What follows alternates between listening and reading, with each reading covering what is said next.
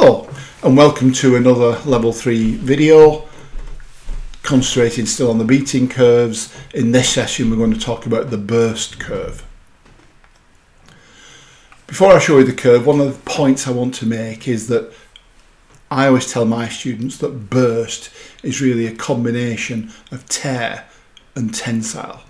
So if you can imagine how the burst test is done, we fix a sheet firmly on a platen that's got a hole in, there's a rubber membrane underneath, we inflate the rubber membrane and it eventually forces its way through the sheet.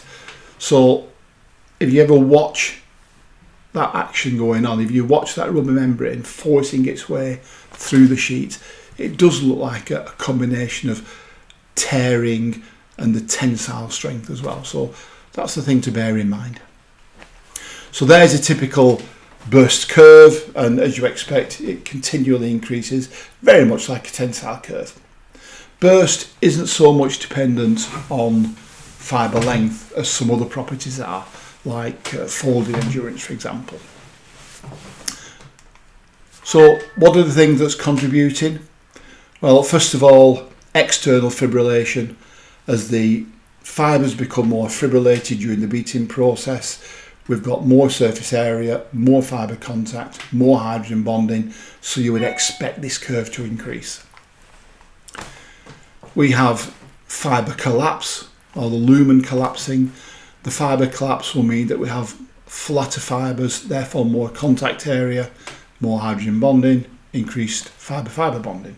So that will also contribute to the burst increasing.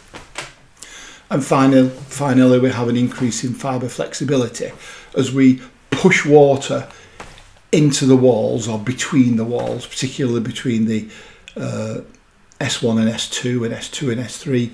If we push water in there, we will make the fibre swell, we'll make it more flexible. The fact that the lumen has collapsed, we've gone from a pipe-like structure to a ribbon-like structure, that makes it more flexible, more fibre-fibre contact, more bonding, stronger forces. So a summary of what we've talked about in this session, just 4 points to make. First of all, burst can be viewed as a combination of tear and tensile together.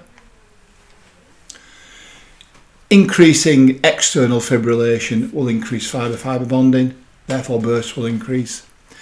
Increasing the flattening of the fibres so that we have more of a ribbon-like structure. The flatter structures have got more contact area, so that will increase fibre-fibre bonding.